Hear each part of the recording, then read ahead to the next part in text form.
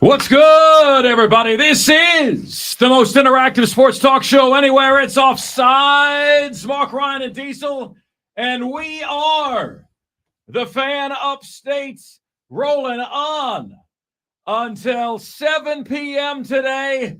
Can I get an amen? Wonderful to have you guys with us. Here's how you can take part in the show. You can give us a ring at 844-FAN-PHONE. That's 844-326-3663. Via the text line at 71307. Just start your text with the word fan, and away you go on the show. What's up to everyone on the YouTube channel right now? Sorry about our appearance. There's not much we can do about that. Not so much we can do about that, but we appreciate you guys logging in. If you want to see the inner workings of the show, if you want to see our lovely locks, you can sign into the Fan Upstate on YouTube right now and check us out right now. Coming up on the show today, one side of the ball is losing the battle. What side is it? What sport is it? And what should be done about it? There's never been a time in college sports history where more blue chip players at this position are entering the transfer portal. Why is that? Who's next? Again, what to do about it? We are going to tackle the DeAndre Hopkins question. Should the Carolina Panthers go after him? I've got a big opinion on that one. We've got Kelly Ford joining us at 4 o'clock. He's going to give us, he does analytics and predictions and predictive models. He's going to give us his first early look at a 12-team playoff in 2024. How about that? Kelly Ford at 4 o'clock. The Upstate's favorite athlete bracket is name, image, and likeness working for or against Clemson. We've got the top 5 at 5, Truth Serum, and we have you here on the most interactive sports radio show anywhere. Truly do love you. Truly do appreciate you. Diesel, what is good on the other side of the man? I am annoyed already today. What's happened? I was supposed to have a haircut scheduled today at 1 o'clock. And I've gotten to the point now where I have a once a month. It comes up every 4 weeks, same day of the week, same time. And today I had it scheduled, was ready to go. And then my wife's like, oh, I've got 3 things scheduled to be delivered at the house today, and they've got to be signed for. I need you to be there. And then guess what? None of the items showed up before it was time for me to come to work. So I rescheduled for no reason. And now it's got me annoyed. It's not like it's looking bad and shaggy and long. Like I'm not looking like a roadie for the Beatles, but still it's like, man, I had to adjust my schedule for these delivery guys to show up. And then they didn't show up. I feel like the Cable Guy, like that early scene in the Cable Guy when Matthew Broderick is waiting for Jim Carrey to show up, and he sits around for hours and hours and hours, and then as soon as he gets in the shower, Cable Guy. So is annoyance level number 1 at the delivery people, and annoyance level number 2 is at the wifey? Yes. Is that where you're at? Yeah. Right now? So I was willing to adjust my schedule to accommodate for what she needed me to do. Happy wife, happy life. Everybody knows that. But then the guys didn't show up when they were supposed to. They had both deliveries scheduled for prior to 2 p.m. Neither of them showed up prior to 2 p.m. Well, I'll tell you, man, you get husband brownie points, and those brownie points tend to pay great dividends. You got good husband points today, so good on you for that, Diesel. Here's my beef haircutting wise. All right, my haircutter also cuts Steve Sinacrapi's locks, our general manager here at Odyssey Greenville. And she is so popular that, Diesel, I got my haircut last Wednesday. We're a week from the 1,000th show, so I got it cut on the 1,000th show day. And that was June 21st. My next appointment is August 2nd. That was her first available. And she asked me to do something now that I've never been asked before. She's like, can you book 2 appointments in a row? So I've got August 2nd and September 4th, but I got to go from June 21st to August 2nd with this, which looks okay now. Well, that's only 5 weeks. Yeah, it looks okay now, but the last couple weeks, as well as I do, man, I'm going to be looking like a woodland creature up here. Hey, Ashley doesn't get it. We're on camera now. We have to look our best. on camera Today for notwithstanding. for the thousands of people watching. However you may be listening to us, we truly do appreciate you making that time for us today. So I would like to open today with this. We had a very spirited discussion yesterday, and Diesel, this poll just absolutely blew up yesterday. We had it up on Twitter, and we asked the question, who is the all-time GOAT Clemson football player? And Diesel and I kicked around our ideas, our votes, etc., and we both centered on Deshaun Watson. Could have been Taj Boyd. Could have been a couple of other guys along the way. Not many. I didn't really consider Trevor Lawrence, but we ended up putting up a poll, and the poll right now has a ton of votes, and with 1 hour left, it looks like it's going to end with Banks McFadden at 5.3%, William the Refrigerator Perry at 9.1%, Trevor Lawrence at 26%, and Deshaun Watson at 60%. You get 60% of the vote in a 4-person field. You have dominated that vote. There was a lot of people who got really upset with names that were left out of the options. Now, obviously, you only get 4 options on a Twitter poll. There's only so much we can do there. But, we had people upset that, that we put William the Refrigerator Perry on the list because they said he's not even the most talented Perry who played for Clemson. And so you always get people who are like, why didn't you put so-and-so on the list? Why did you put this person on the list? I'm going to give you a little piece of insight into how media works sometimes. Every now and again, you put somebody in there who's just a little bit controversial because it gets people talking about that. Like there's a YouTube channel I follow that does lists all the time. And number 4 is the controversy pick. He always puts something controversial at number 4, and he labels it as the controversy pick.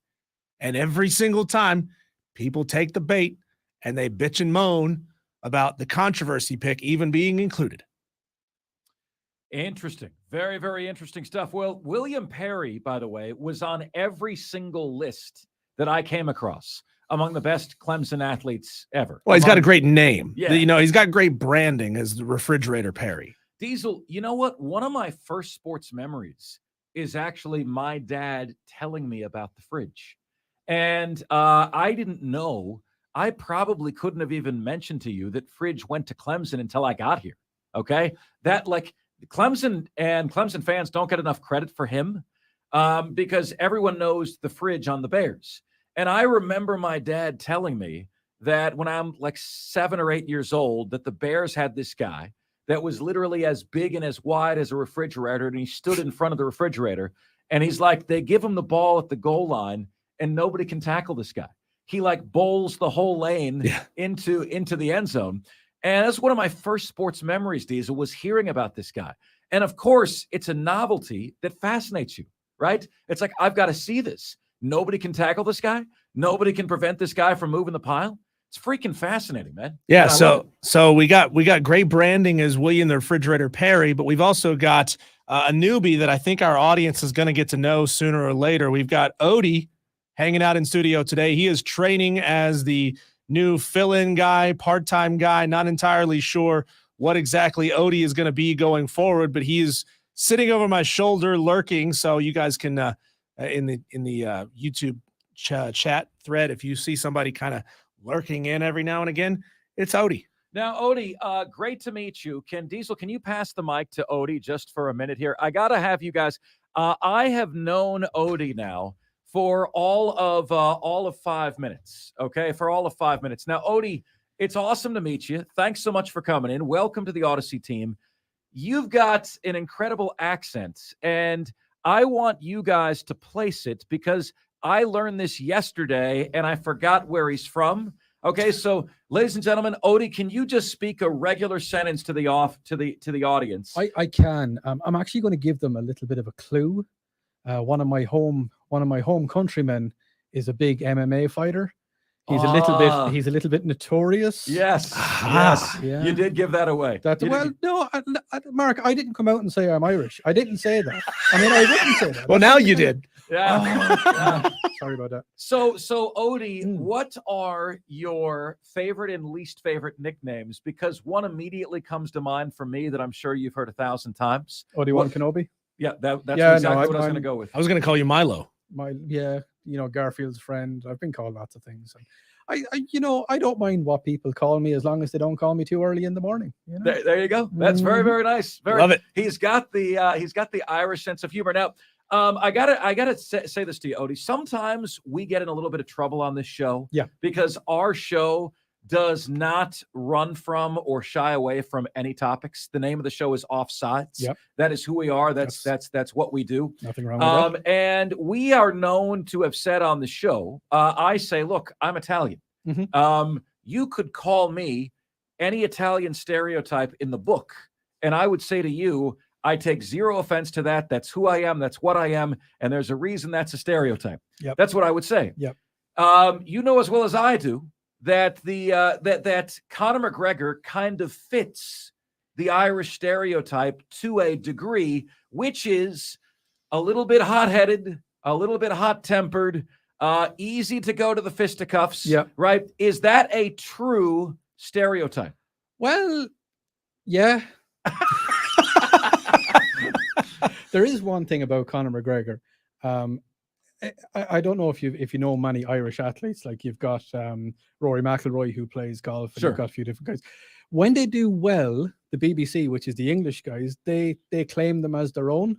You know, they say Englishman Rory McIlroy. It's like, no, he's not. He's Irish. We're kind of wanting them to claim Conor McGregor now at this stage. So in other words, they're South Carolina fans. They claim them when they do well. They claim them. They don't wear the flag colors. They don't wear the colors when the team isn't good. David Coulthard. Irish fans are Gamecock fans. Yeah. So we're making that comparison here today. We're learning. David Coulthard was a big Formula One driver. He was a Scottishman. When he won, he was Englishman. David Coulthard wins the Monaco Grand Prix. When he lost, it was Scottishman David Coulthard fails again. So, yeah, that's a running gag. And at this stage now, with Conor, with what he's doing, we're kind of waiting for the BBC to claim him. There you go. We don't want him. There you go. That makes perfect sense. Odie, welcome to the Odyssey Greenville family, my man. It is good to have you with us. And if you guessed Irishman for Odie, Circle gets the square. You get the dub. Congratulations to you on that. Welcome to the team, Odie. Great to have you, bud. All right. So with all of that said, okay, in regards to Clemson yesterday, with Deshaun Watson now winning this thing going away, you know, Clemson Addict wanted us to add Christian Wilkins. That got 32 likes, Diesel, his post. That shows that he had some support. It's a fine example. He would not have won. No. Christian Wilkins would not have won. You know, Josh Brigman says William Perry should not have been on the list. But for the most part, Diesel, you know, the biggest argument not to be included was Banks McFadden, not because he may have been the best Clemson player who's ever played, but we are all so guilty of recency bias. Sure. And I think the biggest reason for that, the proliferation of media that existed that brings us to, you know, Michael Jordan is lucky, Diesel, because he's one of the guys that is new enough and great enough that the new school knows him completely. Sure. There are guys like Moses Malone who are outstanding that I think the new school has forgotten. Banks McFadden doesn't have the privilege of us seeing his highlights. It's like, oh, I heard he was good, but Deshaun Watson and Trevor Lawrence give me the warm fuzzy, so I'm voting for them instead. Well, even when you watch footage from football games in the 60s and the 70s, it looks slower. It looks less athletic. That's because it is. I mean, the athletes have changed in the past 60 years of this game. There's no denying that. But also, you know, you're looking through grainy, out of focus footage that looks like you're staring through a bowl of pea soup. And you've got guys with these massive shoulder pads, especially when you watch games from the 70s, and it looks like they're moving slower, right? And they've got so much equipment on, it looks like they're moving slower. It makes the athletes look massive. The men haven't changed its size. The the equipment has. The equipment has gotten smaller and better over the years, but it just doesn't speak to us the same way that footage that was from last year's games do. And people just have this bias in their minds that there's no way that an athlete who competed in the 1920s and 30s could be anywhere near as athletic as somebody who's competing today. And that's not true. That is a false stereotype. We've established true stereotypes.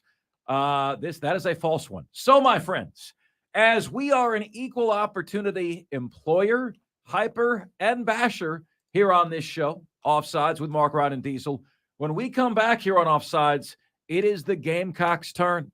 Who is the all-time GOAT Gamecock football player? I have six highly sought after, highly revered and regarded nominees. We'll tackle that with you next here on the most interactive sports talk show anywhere. It's Offsides, Mark, Ryan, and Diesel, and we are the Fan Upstate.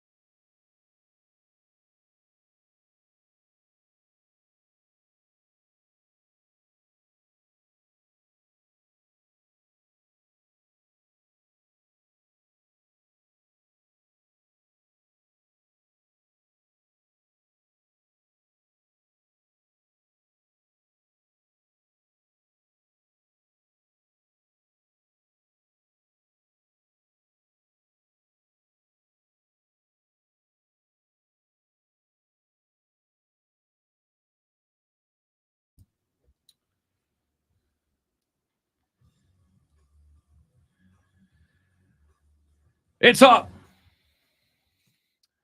It's Offsides, Mark, Ryan, and Diesel. We are the Fan Upstate, rolling on until 7 p.m. today. Truly do appreciate you making time for us this afternoon. We know you've got a ton of choices out there. We'll make it happen for you. Okay, so Gamecock fans, you have been challenged, all right, because the Clemson response to this was outstanding. And I continue to wonder aloud whether or not a Gamecock can win the Upstate's favorite athlete bracket in Clemson country. Now, as a reminder, for those of you who are unaware, we actually did a pretty scientific study to determine what our audience breakdown was. It is the one time that I've gotten permission from management to close out our account and not make it public. All right? So we posted a couple of years ago, what's your favorite college football team? And we had Clemson, and we had South Carolina, and we had other. And I knew that if like the Spurs Up show got it, Diesel, or, Clemson fans got it, that the result of the poll is thrown. I wanted just the people, and it ended up going 4-figure votes. And we had 57% Clemson, 24% South Carolina, and 19% other. Now, other includes Georgia and Furman and Auburn and Florida and, a hodgepodge of other teams that probably each have 3 to 4% of the vote. But it is a gargantuan task, I think, for a Gamecock at 24% of our listenership to win an Upstate's favorite athlete bracket when you consider what they're up against at 57% of our audience. Now, we are not the Clemson Homer station. Whew, thank God for that, Diesel. Because they have 100% of their audience. Are you sure we are accused of being a Clemson Homer station almost every day? I know. But if you are the Clemson Homer station, then when they change their sock color from orange to regalia, that's 3 hours of your show. Thank God that is not us. Thank God we have the freedom, the ability to do different topics and to talk about different sports and both to praise and criticize Clemson, South Carolina, anyone we see fit. We are beholden to exactly nobody. And that is a fantastic freaking feeling. So I issue a challenge to you Gamecock fans here today, because the votes from Clemson fans yesterday was massive. It was freaking massive on this topic. We want to see big numbers from you. Diesel's going to put our final four on Facebook and on Twitter, okay? And the question is simply, who is the Gamecock football GOAT? Who is the all-time Gamecock football GOAT? Very, very simple. Very easy to understand, right? Not hard to figure out in any way, shape, or form. Who is the all-time GOAT Gamecock football player? 71307 on the text line. Start your text with the word fan and away you go. You can give us a ring at 844-326-3663 to get to us on the phone line. Quick programming note. I will be hosting Diesel. Excited about this. Maggie and Perloff next July 4th. So I'll be hosting Maggie and Perloff on CBS Sports Radio July 4th, 3 to 6 p.m. I was asked about Monday availability, but Monday we're working just like everyone else is. And then next Saturday, the 8th, I will be on in my usual time slot, 5 to 10 p.m. Eastern time on CBS Sports Radio. You should have told them to syndicate our show for the first 3 hours. Let's do that. Hey, we'll go national for 3 hours. That would be great. Why not? Let's make it happen. So that's a heck of an idea, actually, Diesel. I don't see why we don't do that, honestly. I really don't see why we don't do that. That's a heck of an idea. Hey, what do you need on Monday? What do you need on that day? Why not? I'll file that one away for the next time. So anyway, guys, I was thinking about this today. I solicited help, spoke to a few people. Chris Phillips was among them. And I said, give me the list of the best Gamecock, the GOAT Gamecock football players. Who is on that list? Now, I know that I have players that would come to mind for me, right? There's no doubt about that. There's a list of guys that would come to mind for me, a list of players that would come to mind for me. No doubt about that. But I want to make sure that I am not missing anybody. So I went through, I spoke to a lot of people. We chatted back and forth with a lot of folks. And, you start to piece together who might be on this list, right? Who might be on this list all told. So we start, and there was one list that I found online that was pretty good, I thought, and it had the following. All right, the top 10 players in Gamecock football history. They said number 10, Del Wilkes. I've never heard of Del Wilkes. Some of you probably have. Number 9 on the list here. They say number 9 is Melvin Ingram. I do know about Melvin Ingram. Very good in college, very, very good in the pros. Number 8, they say Sterling Sharp. I would say you must be on the good stuff. Wait or I'll have one of what he's having. If you think there are 7 players better in Gamecock history than a former guest here on Offsides, Sterling Sharp. Number 7, they have Marcus Lattimore. Again, who are the 6 that are better, right? Who are the 6 that are better? Number 6, they say Stephon Gilmore, cornerback. Number 5, they say Alshon Jeffrey. Number 4, they say Bobby Bryant. I don't know who that is. He's a defensive lineman, played in 1967. Number 3, Jadeveon Clowney. Number 2, John Abraham, defensive end. And number 1, George Rogers. Connor Shaw did not make this guy's list. That is blasphemy, according to many a Gamecock fan. John Abraham, ladies and gentlemen, a worthy top 3 selection for all-time Gamecock fans. Here are the 6 that we need to whittle down, Diesel, to 4 for the votes. Okay, here are the 6 we need to whittle down to 4. Sterling Sharp, George Rogers, Connor Shaw, Jadeveon Clowney, Marcus Lattimore, and Alshon Jeffrey. Did I get that right, ladies and gentlemen? Like, are we feeling like that is relatively accurate for our list, for our beginning open here? What I do like about that list is it does, it kind of picks a few from different eras. 100%. You know, there's not as much recency bias as our poll yesterday, having both Trevor Lawrence and Deshaun Watson listed. Not saying either one of those guys are undeserving. I'm just saying they're both from the same era. But this list, those 6 guys, it touches a little bit of everything. Yeah, man, thanks. No, look, Wes wants to know, are these the best while at South Carolina or just the best football careers? No. The best Gamecock. The best Gamecock. The all-time GOAT Gamecock football player. You guys might tell me that Sterling Sharp was a better pro than he was a college player. I'm going to tell you he was freaking great at South Carolina. I don't know how you would have him number 8. To me, at least that list had like an explanation for everybody that they picked, but you kind of lose a lot for me when you don't have Connor Shaw in your top 10. Now, George Rogers holds the school rushing record, running back at the Gamecocks 1977 to 1980. At any time, Diesel, do you remember George Rogers being on these airwaves? Yeah, he's been on a few times. He would come on. I know he was good buddies with Sturge. Yeah. So he would come on with Sturge every now and again. Great guy. Soft-spoken guy. Yeah, he was a lot of fun to have on.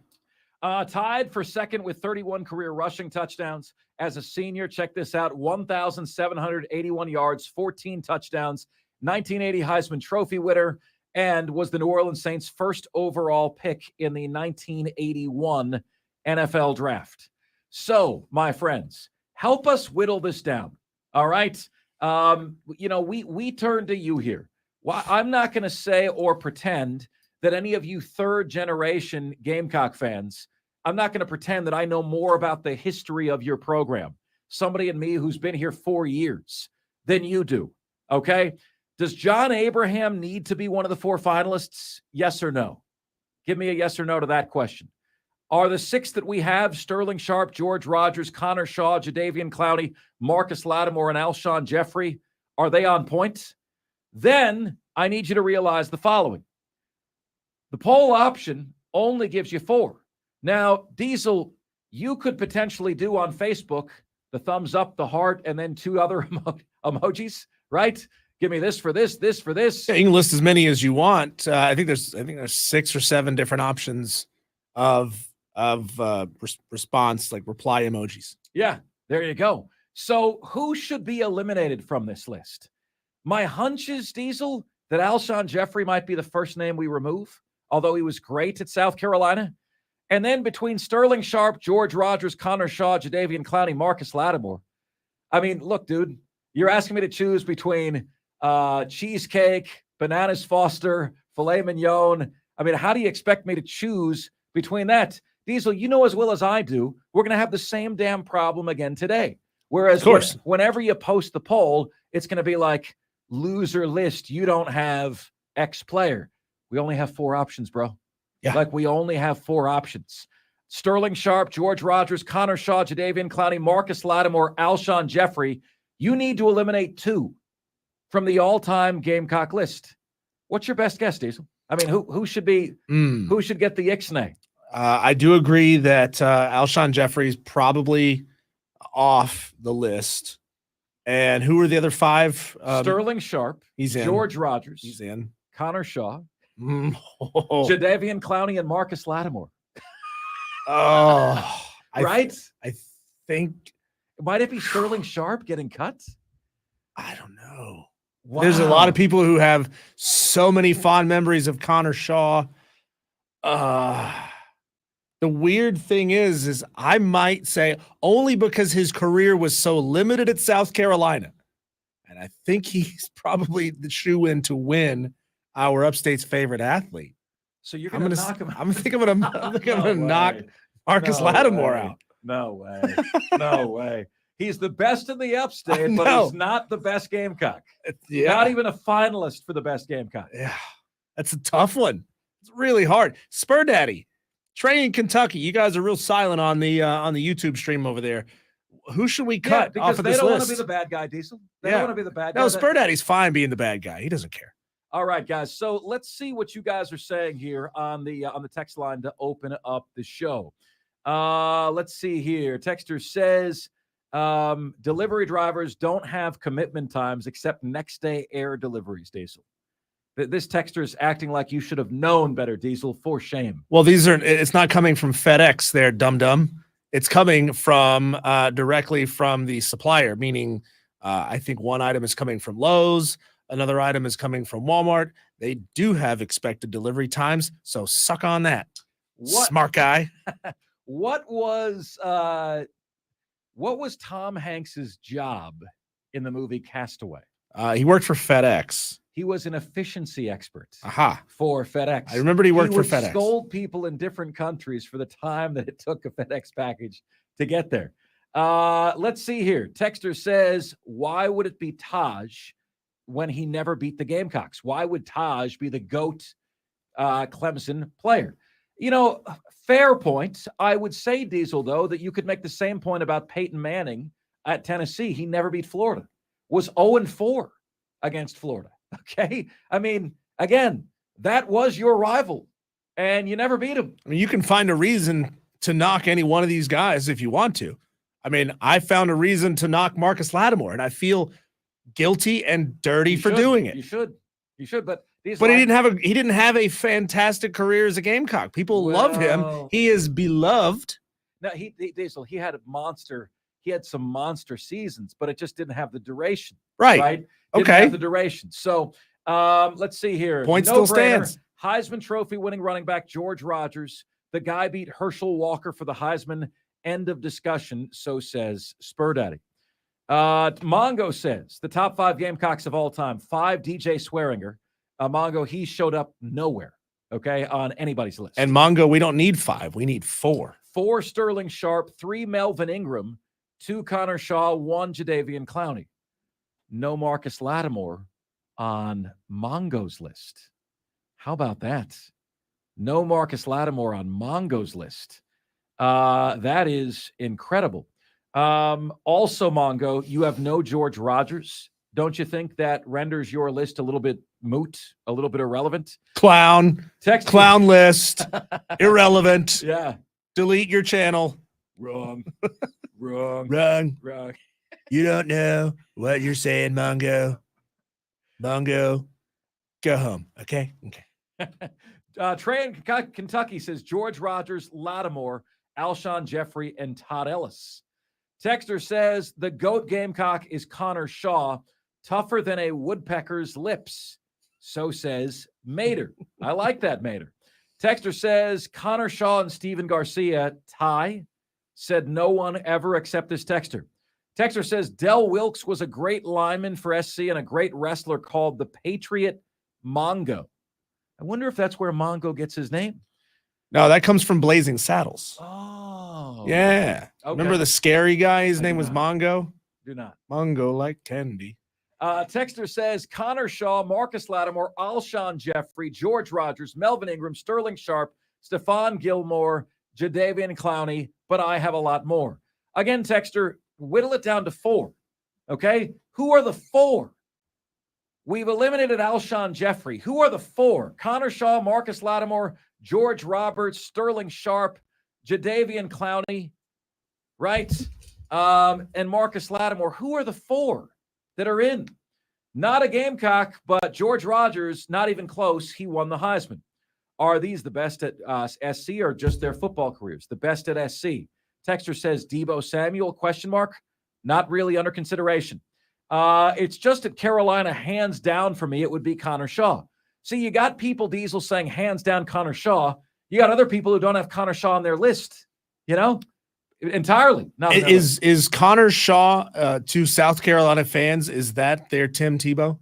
Kind of. Is that the guy that, gives you the warm, fuzzy feelings that you love so much? Now, Tebow backed it up. He won more. But, as did Connor, won a lot of games. But he didn't win a lot of hardware. Texter says Todd Ellis and Connor Shaw both should be on that top 10. Also, Steve Tannehill. No, not John Abraham. I say the 4 are George Rogers, Sterling Sharp, Connor Shaw, Jadeveon Clowney. I hate to leave Marcus off the list, but that's the top 4. I am a Clemson grad, another texter says, but I'm curious if South Carolina gang thinks Connor Shaw's top 10 all time. I don't think so personally. He's calling you guys a gang. That's because you guys have called him a cult. So you see what he's doing there. He's trying to get even with you. Texter says, what is he saying? Does he offer us insult? I think he does. Texter says, Shai Copeland chimes in with Sterling Sharps, Marcus Lattimore, George Rogers, and Clowney in that order. So Shai Copeland, you have taken off Connor Shaw. You have sent off Connor Shaw. Really? I would say Deshaun is the Clemson GOAT, but he's been rubbed off my list. So says Wes. Wes, it is too soon to be making jokes about that, Wes. Did you rub him off of your list, or did you jerk? Oh, no, I'm not going to finish that. No, not going to finish that. No. Let's see here. Texter Mark, so disappointing that the best Gamecock QB ever wasn't on the list. Dickie DeMasi threw the ball to the Clemson defense better than any before. Who the hell is that? Dickie DeMasi? It sounds like being named Dickie was the first mistake here. It's more like Dickie DeMasi. Yeah, well, Dickie Dumas, as in dumbass. Darius Rucker to the list, but he didn't play football. Are you saying, Texter, that the Gamecock football history has been so piss poor that Darius Rucker makes the list of the all-time best Gamecocks? Bet you Really? Darius Rucker could throw a football over the mountains. Mongo is wrong here. Mongo says if I had to whittle it down to 4 would be Swearinger. I'm going to swear at you if you put his name on the list again. Number 3 is Ingram. Number 2 is Shaw. Number 1 is Clowney. I was born a Gamecock, Diesel. My list should be the list. So says Mongo. Yeah, Mongo, if you want us to get killed, you know what I'm saying? Like Swearinger and Ingram on the list. I'm going to go to Chris Phillips, Diesel. Okay, we're gonna go to Diesel. Can you get Chris Phillips on the line? I think I probably can. Can you get him on the line? We need help from Chris Phillips here, and we've got to whittle this down. We've got to get to got to make a final decision here before we can even get our poll up for this issue. Now, so it is interesting. Chris Phillips did say that Sterling Sharp was only number 3 on his top 5 wide receivers list of all time. He's got Sidney Rice number 2, Alshon Jeffrey number 1. right? Alshon Jeffrey, number 1. So we may or may not be able to get Chris Phillips with no notice on the show, but we need your help whittling this down. So anyway, Texter says, hi, Mark. I'd say the top 4 Gamecocks are 1, George Rogers, 2, Marcus Lattimore, 3, Jadeveon Clowney, 4, Sterling Sharp. I agree, Mark, that John Abraham should not be on the list. Should not be on the list. All right. So anyway, Chris Phillips' list earlier today was George Rogers, Connor Shaw, Jadeveon Clowney, Marcus Lattimore, and Alshon Jeffrey. We go to Chris Phillips right now on the line. Chris, you know as well as I do. So we did this yesterday with Clemson, and it got a ton of votes. And thank you, Chris. We didn't know we were going to call you, Chris, until literally 60 seconds ago. Thank you for picking up. Chris Phillips, I got to let you know, guys, out of about the 100 times that I've asked Chris Phillips to come on the show since I've been here, he said yes to 99 of them. All right. And he understands that the best ability is availability. So we appreciate that. So, Chris, we are having a very hard time because we posted the poll yesterday on Clemson. And, immediately on Twitter, this, you get 4 options, right? And everybody says immediately, crap list, you didn't have Christian Wilkins. Crap list, you had Refrigerator Perry, but you didn't even have the best Perry. And you only have 4 options. So you whittle it down to the best of your ability. Chris, I've got George Rogers, Connor Shaw, Jadeveon Clowney, Marcus Lattimore, Alshon Jeffrey, and Sterling Sharp. And we need to whittle this down to 4. Is Marcus Lattimore off the list because of the injury? Is he off the list of 4? Does either Alshon Jeffrey or Sterling Sharp knock him from the list? Well, first things, Mark, appreciate you having me on. This was impromptu, but great timing. We actually just finished up. We've been doing SEC team previews, had a great combo with our Oklahoma Sooners guy, which will drop tomorrow. So it was really, really good timing, and it's always exciting, obviously, to talk ball with you. So I appreciate you guys reaching out to me. Do you take Marcus Lattimore off of that list? Here's the thing, Mark. You know why it's hard for me to take Marcus Lattimore off? Because I don't just look at what he did on the field, and I understand – his injury history. But you got to think about this, Mark. Despite the injuries, he's the all-time leader in rushing touchdowns with 38, more than George Rogers. So, that just puts his greatness into perspective, I think. But I also look at, Mark, what he did off the field and just how impactful he was. There are certain guys, we talk about this with a Hall of Fame, but if you can't tell the history of a certain entity, this, of course, in this case being South Carolina football, can you tell the history of South Carolina football without mentioning Marcus Lattimore? Yeah, I say that all the time, Chris. I don't think you can. Are you synonymous with your era, right?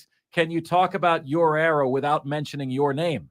And if you can, you're probably not a Hall of Famer. In my opinion, that's why Don Mattingly is a Hall of Famer, because you talk about the best players of the 80s, Don Mattingly's name always comes up. So, to your point, Chris, we got to come out with 4. All right. You know as well as I do, whoever is not on the list, people are going to be pissed, but somebody is not going to be on this list. So, Chris, George Rogers, Connor Shaw, Jadeveon Clowney, Marcus Lattimore, Alshon Jeffrey, and Sterling Sharp. Get rid of 2 for us, please. Honestly, Mark, I'm probably taking the 2 receivers off the list. Because again, was Alshon Jeffrey even the best player on his own team? I don't know that he was. And that feels almost blasphemous to say because there's been so many great receivers in South Carolina history. And again, the reason I put Alshon ahead of Sterling, we did this a couple of weeks ago, Mark, where I ranked my top 5 receivers in school history, and I had Alshon Jeffrey and Sidney Rice ahead of Sterling Sharp. Now, is there recency bias there? Absolutely there is. I didn't get to watch Sterling Sharp in his prime, right? I only wish I could have. So there's some recency bias, but I'm not taking Connor Shaw, the winningest quarterback in school history, off. I'm not taking George Rogers off, who won the freaking Heisman. I'm not taking Jadeveon Clowney off, number 1, because you got to have a defensive player on the list, and he's the most imposing defensive player, the greatest defensive player in school history, in my opinion, from an intimidation standpoint, from a performance standpoint, but also from the way other teams had to scheme around him. And then I got to go Marcus Lattimore. So that would be my top 4. I'm taking both the receivers off of that top 4 if I've got to narrow it down to 4 guys. Diesel, do we agree? Can we agree on those 4? And we 3 can agree. Yeah. But the entirety of Gamecock Nation is going to immediately start. Crap list, man. Crap list. They're all going to take the proverbial earrings off and pick a fight. Yeah, Mhm. that's what they're going to do. So, Chris, if you feel so inclined to retweet, we'd love to bring up a big poll number on this one. And we got a big poll number yesterday from Clemson. We want to determine who is the all-time Gamecock football GOAT. All right, dude, I appreciate your impromptu contribution to the show. We were having a hell of a time doing this, man. Like Diesel predicted, by the way, Chris, that Marcus Lattimore is going to win our Upstate's favorite athlete contest, but then was going to take Marcus Lattimore off of this list. You know, like what? How does that even make any sense, Diesel? He's the best ever from the South Carolina's largest region, but he's not one of the four best. Notice the difference in the two polls. One is best, one is favorite. Yeah, that's true. There are two different qualifiers there. Chris, appreciate you, man. Thanks for the quick drive-by. No, Mark Diesel, appreciate you guys. Anytime. All right, take care. Chris Phillips joining us on the list. So there is the four. Those are the four. Diesel's going to have these up on Facebook and Twitter for you. Who is the all-time Gamecock GOAT? George Rogers, Connor Shaw, Jadeveon Clowney, Marcus Lattimore. Admit it, Gamecock fans, you're damn proud that is your Rushmore. That is for a program that has been mediocre to borderline crap, Diesel, over their history, to have a Rushmore of those four, that's a pretty good Rushmore. You know, Deshaun Watson, Trevor Lawrence. The beautiful thing is the Gamecocks Rushmore rivals Clemson's Rushmore. It really does. Really does. William Perry, Banks McFadden, Deshaun Watson, Trevor Lawrence. This one rivals that. And I commend you for that. All right. Your votes, my friends. George Rogers, Connor Shaw, Jadeveon Clowney, or Marcus Lattimore. We'll take them right now from you, right here on Offsides. We are the Fan Upstate.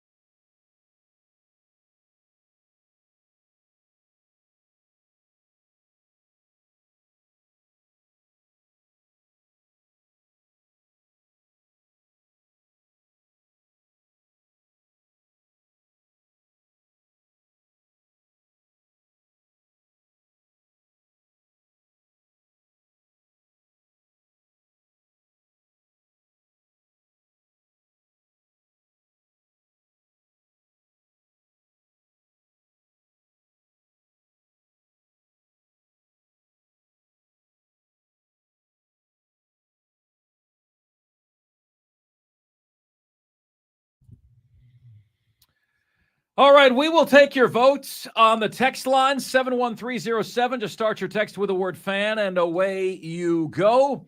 Also, the polls are up on Facebook and on Twitter. Who is the GOAT Gamecock football player of all time? All right, is it Marshawn Lattimore? Is it Jadeveon Clowney? Is it Connor Shaw? Is it George Rogers? Jadeveon Clowney, Marcus Lattimore, George Rogers, Connor Shaw. Those are the four. You know the sign of a great poll? If all of the answers are relatively even. Oh, yeah.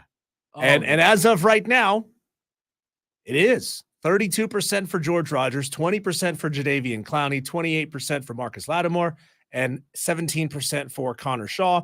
Now, the poll is still young. This is still updating, and this could massively swing.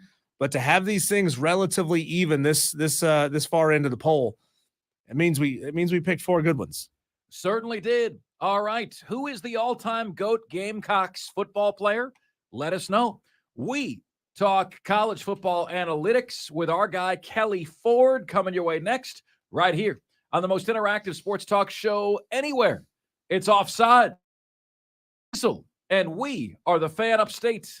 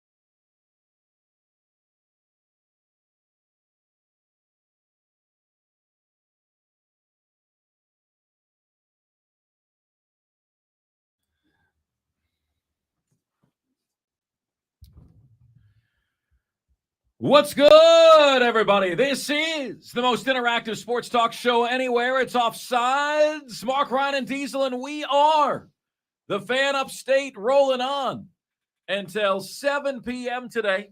You have a ton of sports media choices out there. We truly do appreciate you making us part of your afternoon.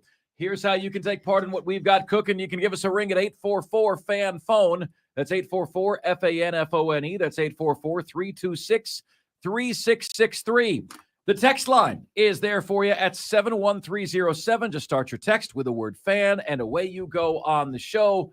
Joining us, as he does quite often, once a week during football season, as well as periodically during the offseason.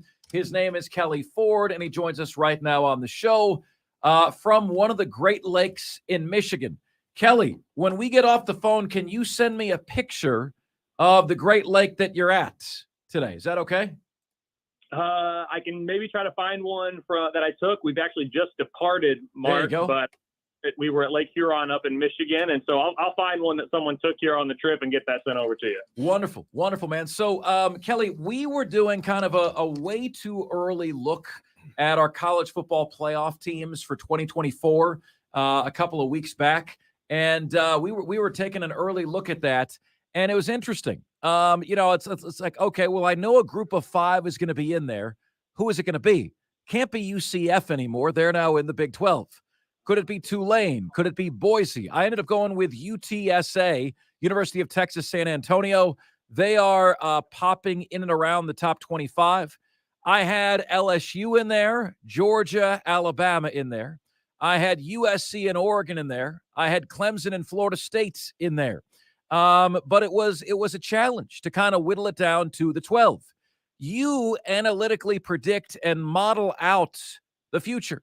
Now, I know you don't have numbers for 2024 next, but based on all you know, based on the numbers that you see, if you were to put money down, Mark, I think this is as close to the 2024 expanded college football playoff that I can give you today.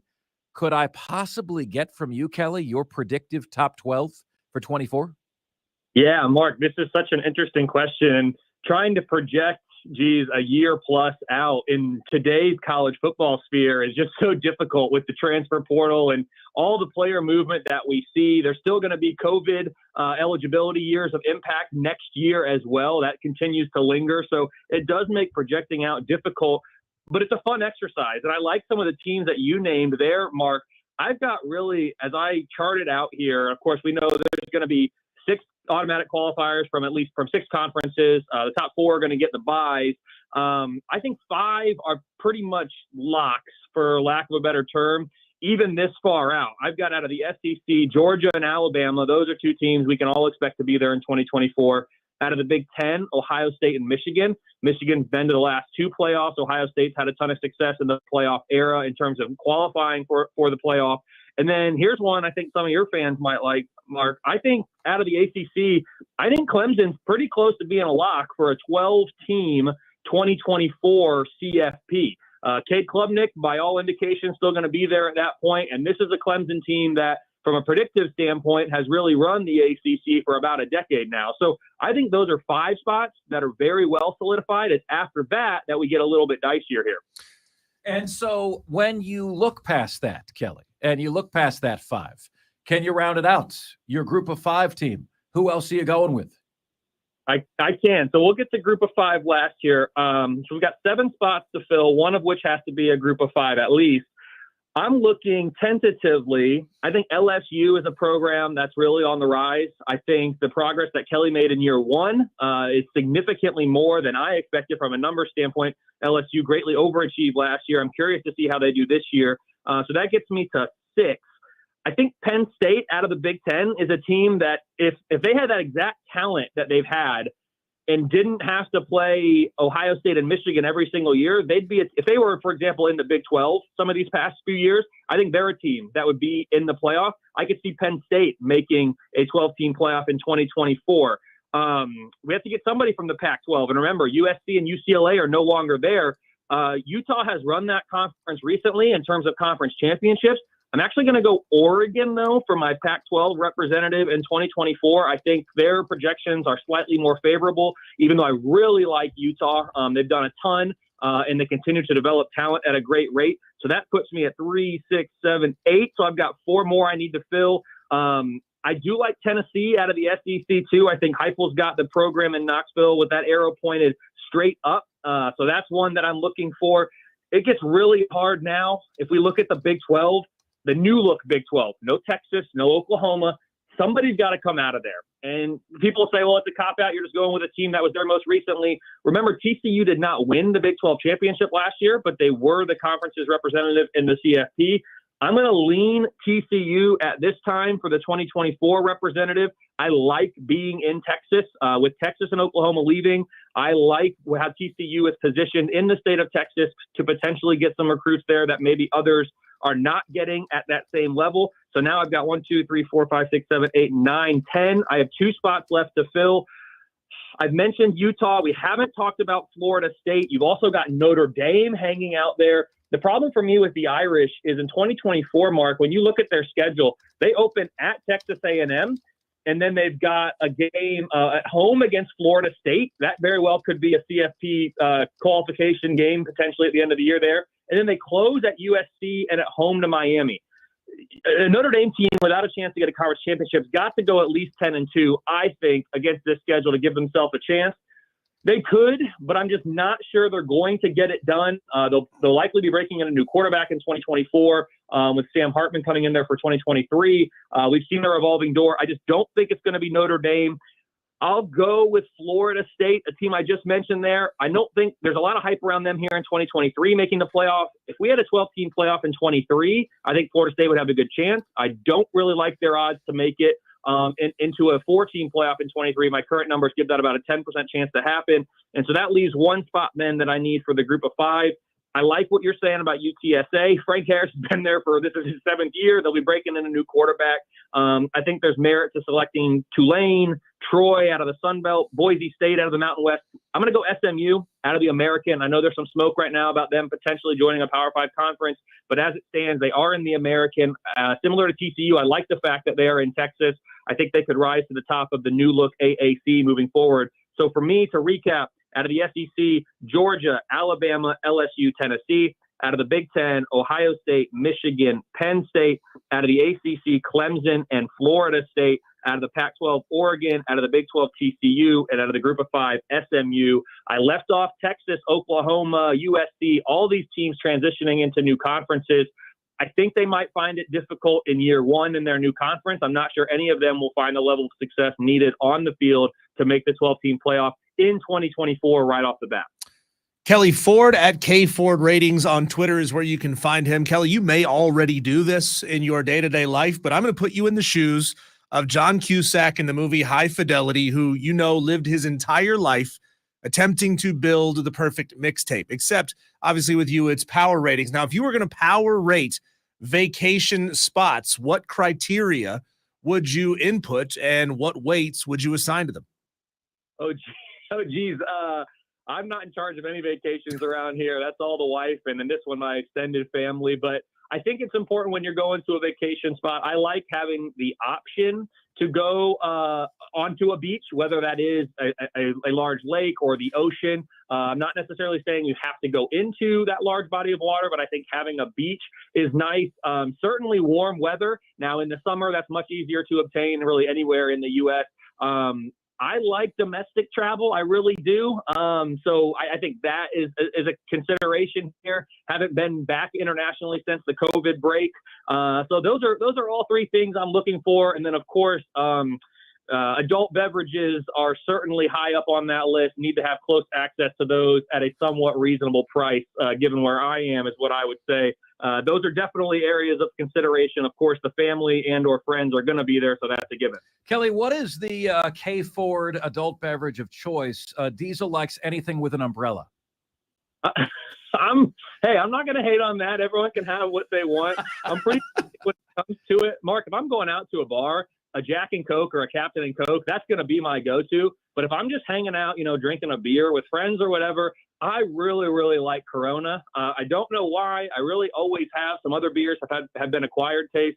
Really, Coronas, whether it's extra light, premier, I really don't care. A Corona has always tasted good, and especially if you're sitting, I think their tagline is find your beach or whatever, right? So if you're sitting next to a body of water in some sand, it's hard for me to beat a Corona. Kelly, I know that you are a whiskey guy, as I am, and the Cardinals sin. I went to a bar the other night and ordered a Manhattan, and they shook it.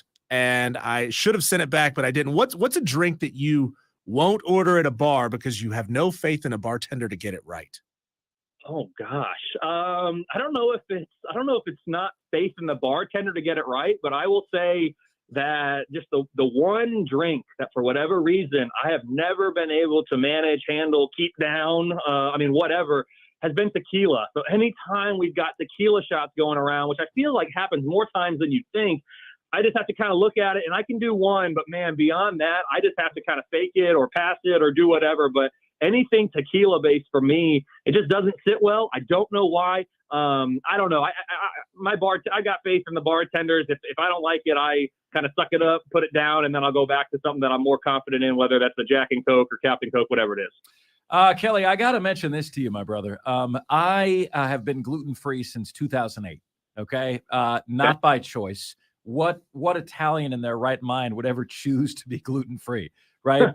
And I'll tell you, man, of all of the things that I had to give up or find alternatives for, the single hardest one, you mentioned it, was Corona. The Corona with lime at the end of the workday, or on the beach, or on the weekends, front porch, was the all-time go-to drink. And they're not even close to a gluten-free alternative that comes that even sniffs that one, man. That still bothers me that I can't have that, to the point where some days, Kelly, I just say bleep it, and I have Corona anyway. And that's an early night for me. It's a really early night. We're turning in early that night, my friend. So let me shift gears here on you and ask you this. What is your hunch, Kelly, at what is going to happen? Maybe you hinted at it. You had 4 teams from the SEC in your playoff.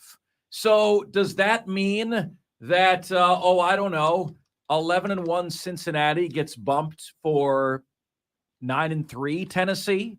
Does the SEC at that level of strength get the nod when there is a 1-loss difference? At present, right, the modus operandi is the SEC gets the tiebreaker. So 1-loss team versus 1-loss team, SEC gets the nod. Does that now become a 1-game bump? Does it become a 2-game bump where a 3-loss SEC team gets ahead of a 2-loss team from another conference or a 1-loss team from another conference? How do you think this unfolds? Yeah, we're saying that the SEC already gets the tiebreaker. I only see that expanding, as you said, with Texas and Oklahoma coming into the fold. That conference continues to get better and better and separate itself. I know the Big Ten's keeping up from a financial standpoint. Adding USC is definitely a good add from a football standpoint too. But the SEC is the power of college football, has been for quite some time. That's not breaking news. Mark, for me, and I have as we talked about before, I have a most deserving ranking metric that I derive using my power ratings that basically it looks at everybody's schedule and says, how would the average top 25 team have performed against this schedule? And then you either have exceeded that expectation or you've fallen short of it. And I'm able to rank teams 1 through 133 based on their resume from an objective standpoint. If in that world, it's almost impossible for me to say without knowing what the schedules were. You said a 1-loss Cincinnati versus a 3-loss LSU, for example. Without knowing what the schedules that were played, it's almost impossible for me to say what my numbers who my numbers would select over who. But I will say, based on the behavior of the selection committee that we've seen for a decade now, assuming that behavior does not change. And I have not heard or read anything that would make me believe it would change. All we are doing, instead of now picking the 4, quote, best teams that they say, even though I'm not sure that's what they're doing, I think maybe they're going with the 4 most deserving, which I'm fine with. That's the way it should be. I wish we'd stop saying 4 best, because that's not what we're doing. They're going from picking those 4 to now saying, okay, here are 6 that you have to take because they're ranked as conference champions, and now you're selecting the next best 6 at-larges. The committee has, to this point, typically gotten it right. I got to say that right up front. My numbers, my most deserving rankings, have always agreed with, for as long as I've been doing, what the committee has put out there, at least within the top 4. Beyond that is questionable, which is what we're getting into now in this area. They have shown a preference for minimizing the number in the loss column. So while my numbers might suggest that a 9-3 LSU is more deserving because of the rigor of the schedule they played compared to, for example, an 11-1 Cincinnati team out of the Big 12 now, the committee has not shown, as far as I've been able to tell, an inclination to bridge that gap and put the team with a significantly number of more losses ahead of the team with fewer losses in spots that have, quote, mattered for the playoff. I don't really care what they're doing at number 20 and number 21, and we still won't care about that. What's going to matter is how are they stacking them up there around the top 10 in that top 15. Until they show us that they're going to do that, I'm inclined to think they're going to continue to reward the teams that have fewer losses on the resume, all else equal. Now, by expanding to 12, I do think you might see some 3 losses over some 2 losses or some 2 losses over some 1 losses. I have a hard time seeing them bridge a 2-loss gap, even if my numbers suggest that the difficulty to achieve that schedule of 3 losses was actually greater than the difficulty to achieve the schedule of 1 loss. Kelly Ford, K Ford Ratings. Kelly, as a kid, I regularly, probably more than any other board game, reached for Mousetrap. I loved it. It was the GOAT game, the Rube Goldberg machine. I was there for it. But I always pulled Chutes and Ladders too. That one got pulled out of the toy box a lot. Which teams surprised you with their rapid rise and their rapid fall in the ratings, in your preseason ratings? For my preseason ratings here, give me 1 second. Let me pull those up. And I should note, I am in the process of getting some updated numbers out there. I hope that I'm on a little vacation here from the full-time job, hoping to get these updated within the next week or so with the next iteration. So in terms of teams that have risen a lot coming into this year, I'm looking, so I've got, Texas continues to be up there even after, their performances with win-loss record in recent years. USC, preseason top 10 for me. Tennessee, preseason top 10. You can say, well, yeah, look what they did last year. But in terms of where I was projecting them a year ago versus what they actually did, the data is slower to react oftentimes than the public, which oftentimes makes the data more reliable. Teams that have slid the other way, I will say, as I'm looking at things here, Texas A&M is number 16. Go back to last year. There was top 5 preseason hype around this team, not with my numbers, but with the media. Miami, a team that I now have power rated outside the top 30. That was a team that I fully expected to be making a charge under Mario Cristobal, not just this year, but even last year as well. So I think those are some teams, as I'm looking at it here on the website, that have kind of popped off a little bit. Oklahoma is number 13 right now, which is the lowest preseason power rating I've had for Oklahoma in about a decade or more. So they're a team that I need to see something from this year. And Florida State's coming up on the rise. They're up to number 14 right now in my preseason power rating. Again, you can say, well, look how they finished last year. I get it. That's part of the reason for the bump. But again, numbers are going to be slower to react, and I'm still not buying the CFP hype for Florida State just yet. But I do have them as a top 15 power rated team, which is the best I've had them in the preseason since the end of the Jimbo Fisher era. Kelly Ford from K Ford Ratings joining us. Kelly, I'm going to show you a little interview tactic right now. Okay, this is something I've done for a long time. It's you always ask the hard question last, right? So I'm about to put you on the spot, Kelly, and the reason is if you get pissed off, the interview's over anyway. Okay, the interview's over anyway. We have already had a good interview. We can repurpose this content, which we will, right? So enjoy this particular date on the spot that I'm putting you on right now here, Kelly, because here is the question. In my research, you almost always get the answer as to whether you got the right head coach in year 3. It's almost unanimously the year where the good coaches pop. You do not have the Gamecocks popping this year. As a matter of fact, You have them struggling to finish 500. Therefore, does Kelly Ford conclude that Shane Beamer's not the guy in Columbia? While I appreciate what you're saying there, Mark, and I do think it makes sense, and personally as a college athletics administrator, I'd like to see an even longer leash than just 3 years given to a new head coach. However, I understand that is not the environment in which we are all operating right now, especially at the FBS and Power 5 football levels. So I appreciate and understand that. I would not take what my projections are for South Carolina, which, as you said, are probably not quite as favorable as what most South Carolina fans are looking for in year 3 under Beamer, as evidence that I don't think Beamer is the guy. Quite contrary, actually, if we're looking at what South Carolina is doing right now from a power rating standpoint, last year finishing the year 42. And again, people are going to say, what are you talking about? They won 8 games in the regular season. That should be better than that. They were 65 the year before that. They were 90 in 2020. They were mid-40s in 2019. I'm now projecting them at number 38 coming into this year. But as I've said with you before, Mark, and as I said on other outlets too, South Carolina's kind of become this team for me. They're a little bit of an outlier. And it's interesting that I'm on with you and Diesel so often because of where you guys are located. There are things going on with and around the South Carolina program, I think, that the numbers cannot truly capture.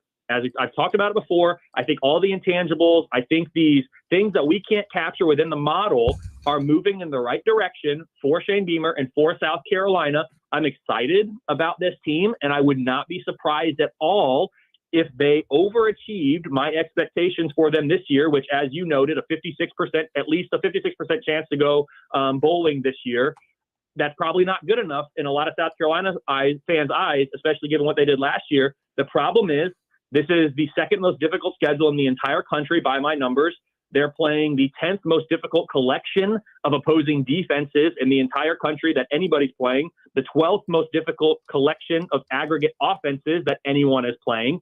So while this is a top 25 offense, I still have concerns about this defense. And if they can make strides there and show it in data, the numbers will catch up. But to this point, the numbers haven't seen that, but the results on the field, think back to the end of last year in particular with Tennessee and Clemson, those were upsets. Those were games that the numbers didn't expect, that South Carolina found a way. And perhaps Shane Beamer in year 3 continues to find a way. And I promise you, if he does, the numbers will eventually catch up.